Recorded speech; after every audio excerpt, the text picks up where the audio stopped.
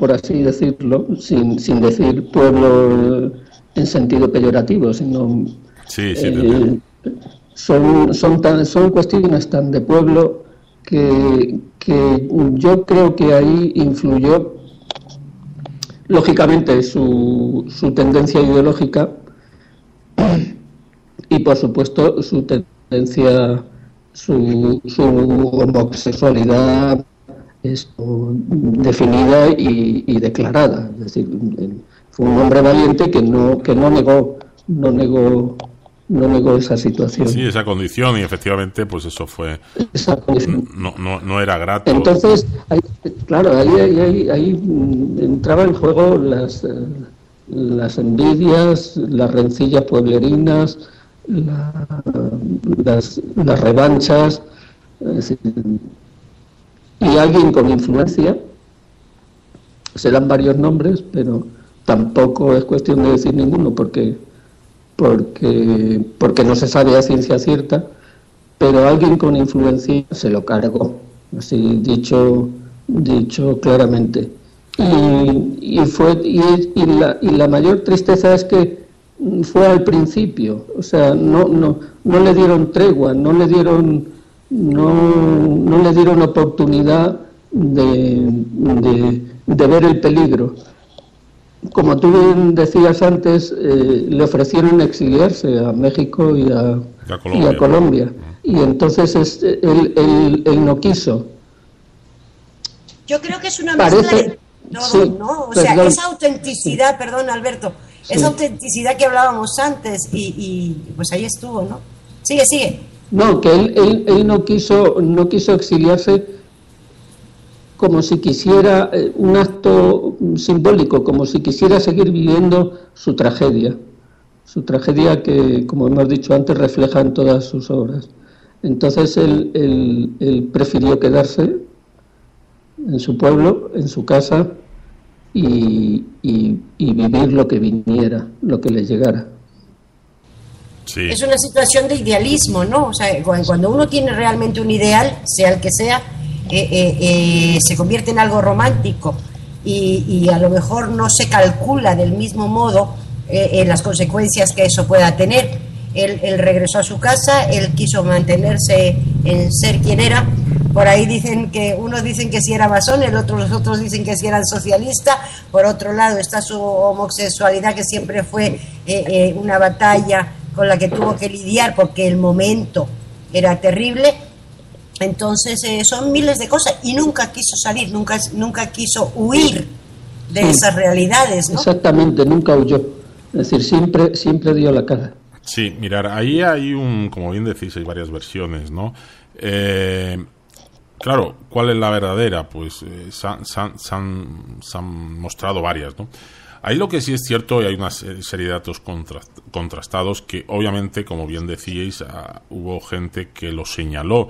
Realmente en la guerra civil española, que yo siempre digo que las guerras son nefastas, pero cuando son civiles, cuando son dentro de la propia población, es horrible, porque en una gran ciudad a lo mejor se nota menos, en un Madrid, en un Barcelona, en Valencia, digo, cómo se señala a la gente, pero en pueblos, imaginaos esos pueblos en el año 36, 39, donde eran pueblos pequeñísimos, donde además la mayor parte son familia o se tocan, como dicen en los pueblos, algo, es decir, pues es cuñado de mi cuñado, es primo del cuñado, y ahí al final entre unos y otros o se mataban o se delataban, porque tenían que señalar a alguien, ¿no? Y entonces eran los famosos paseillos donde señalaban a alguien y si el pueblo estaba tomado por un bando o por el otro, pues unos u otros hacían ese famoso paseillo y había un fusilamiento, una ejecución o tantas y tantas barbaridades que se hicieron en la guerra civil en ambos bandos. Yo siempre digo que, claro, hay un ganador, en este caso fue ilógico, pero fue el bando que ganó y hizo una serie de barbaridades,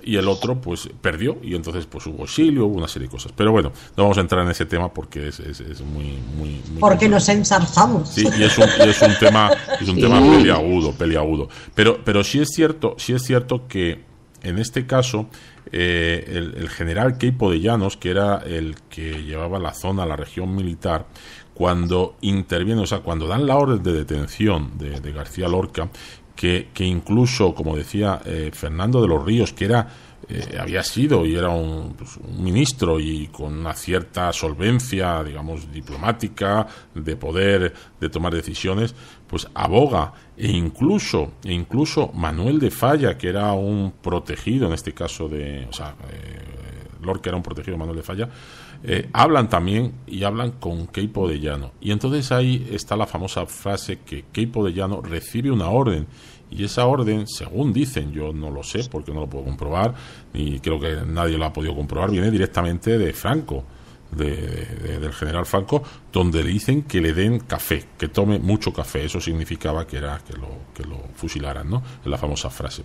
Y ahí intervienen, bueno, en esa noche cuando lo detienen y se lo llevan y están 3 días en una casa, que era una casa de verano que hay en Vidnar, que era una casa pues de una familia de allí súper conocida, donde allí los tenían detenidos o retenidos a todas las personas que iban a fusilar. Entonces había como una especie de barranco y allí pues bueno, es triste así decirlo, pero cuando iba tocando los iban fusilando, ¿no?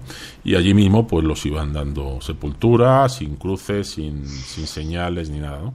Entonces sí hay un estudio que dicen que García Lorca estuvo 3 días retenido allí por la fecha que dicen que lo detienen y la fecha que pues lo fusilan, y obviamente hasta lo torturaron, y precisamente se cebaron con él, por decirlo de alguna expresión coloquial, por su condición, de hecho luego comentaré algo que sí es cierto que pasó. Y hoy en día se puede decir porque, bueno, pues fue un personaje, esta mujer, no sé si recordaréis esta actriz española que lo último que hizo fue aquella serie tan buena en Antena 3 que era Aquí no hay quien viva, que es la actriz Emma Penella. No sé si ya tú la recuerdas, Reyes, tú la recuerdas, falleció. Sí, a Emma Penella, ¿sí nos oyes? Sí, claro. Claro, pues Emma Penella, que falleció hace poquito, en el 2008, su padre fue el que ejecutó a García Lorca. Eso ha sido ocultado durante muchos años. De hecho, Emma Penella lo reconoció, y Emma Penella, su verdadero apellido no es, el primer apellido no es Penella, era, parece que García o algo así, y se puso el segundo apellido, el apellido materno, pues porque llevaba esa cruz toda la vida. Claro, también es cierto que el padre pues cumplía órdenes como soldado miliciano que era de aquello, ¿no? Pero sí es cierto que fue el padre, y es el que dejó después de una serie de documentos que aclaraban mucho, y es donde dicen la verdad, dicen que es la verdad, porque allí, una vez que lo ajusticiaron, no tiraron el cuerpo donde lo siguen buscando hoy en día las autoridades españolas, sino lo llevaron a otro lado para que no fuera un símbolo, que pudieran rescatar el cadáver y fuera un símbolo del bando contrario. Efectivamente, entonces eso es la historia que cuentan, y esas cartas las dejó el padre de Emma Penella a su hija, que su hija las hizo pública, dio orden de que se hicieran públicas después de su fallecimiento, y esos son los últimos datos que hay. Pero también es cierto que ha habido muchas historias relacionadas con la muerte del poeta. Lo que sí es cierto es que lo ejecutaron aquella noche de una forma, junto con un maestro que pertenecía a la CNT, era Nacional de Trabajadores, ¿cómo era? Compañía Nacional de Trabajadores, Alberto. Confederación Nacional de Trabajadores. Confederación Nacional de Trabajadores. Confederación Nacional de Trabajadores, y a los famosos banderilleros, que en teoría era, pues si tenían ideas un poco de izquierdas, que uno era el profesor era cojo, que iba con una muleta, en fin, una serie de cosas. Entonces los ejecutaron juntos, y ahí sí hay una versión que se cebaron con él después de fusilarlo en el Tiro de Gracia, dicen, y ahí es donde hay un poco de morbo, pero dicen que ahí sí le dispararon, pues en donde la espalda cambia de nombre ya, a Federico García Lorca, y le insultaron claramente, pues diciendo por maricón, en este caso, ¿no? Te matamos por maricón. Cobardes. Sí, efectivamente, eso es una cobardía. No se demostró nunca si es verdad, pero esa frase, esa cosa siempre se ha dicho, y uno de los que lo hicieron, eso pues como que toda la vida, hasta los años 70, creo que vivió esta persona en Granada, pues se sentía como orgulloso de haber hecho eso, ¿no? Pero bueno, eso ya son historias que nunca creo que nunca se sabrá. Esa es la parte del dolor que nunca quedará resarcido. Hay un montón de cosas relacionadas con ese tiempo en el que por muchas memorias históricas, por mucho intento, por muchos perdones que se pidan, por mucho tratar de limpiar nombres o decir me arrepiento, no sirven de nada.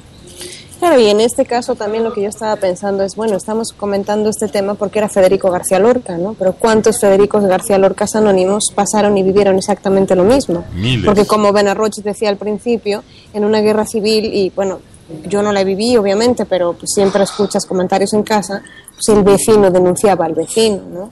Era cualquier rancilla de una tierra o de lo que fuera, en ese momento servía para denunciar al vecino y que le pegaran 4 tiros directamente, ¿no? O sea, ¿cuántos Federicos García Lorca, a lo mejor homosexuales, obviamente sin poder salir a la luz pública, y pensadores seguramente también interesantes, pues desaparecieron en ese momento por la época que estábamos viviendo, ¿no? Yo quería sacar un tema porque así de pasada un día en mi vida tuve contacto con un director de cine y con un guionista. Si algún día se hace la película, os hago partícipes, porque les dije que quería la chamba de producción. Ajá. Y resulta que pasó por mis manos un guión de una película que se rodaba en Cadaqués y que trataba una historia, una relación no amorosa claramente, pero había ahí como un idilio un tanto extraño entre Lorca y Salvador Dalí.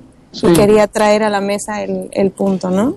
Sí, de hecho, antes con Alberto, cuando estábamos al principio, lo hemos comentado. Sí hay cartas, y es público, que sí tuvieron pues su historia, ¿no?, de amor entre Salvador Dalí, entre Federico García Lorca, y además que a Lorca le marcó muchísimo y fue un poco traicionado por Dalí, porque Dalí era bisexual y bueno, pues después llegó otras mujeres y otros hombres, y en cambio Lorca, que era más joven, pues sí le marcó mucho esa relación que tuvo con Salvador Dalí. De todas las maneras, vamos a poner una pieza de sus obras cantadas también por esta magistral cantante mexicana, Chabela Vargas. Dice así, espero que también les guste. Es fantástico como lo interpreta. José María, dime. ¿Te puedo hacer una petición del oyente? Claro, por supuesto. Cuando puedas, poner la versión que hace Ana Belén del poema Herida de Amor. Ah, claro, ahora mismo te la voy a poner. Pongo y después ponemos Herida de Amor, efectivamente. Ponemos esta canción para que disfrutéis de este poema.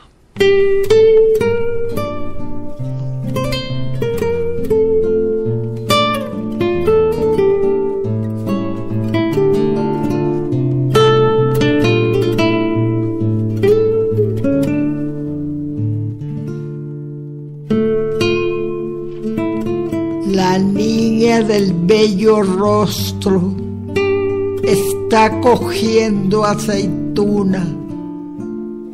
El viento galán de Torres la prende por la cintura.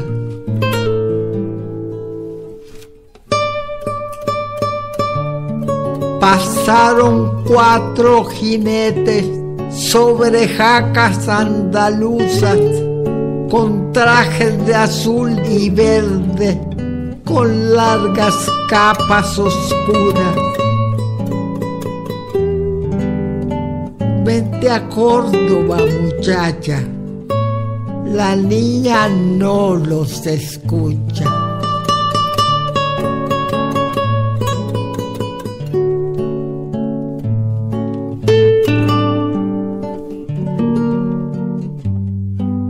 Pasaron 3 torerillos delgaditos de cintura, con trajes color naranja y espadas de plata antigua.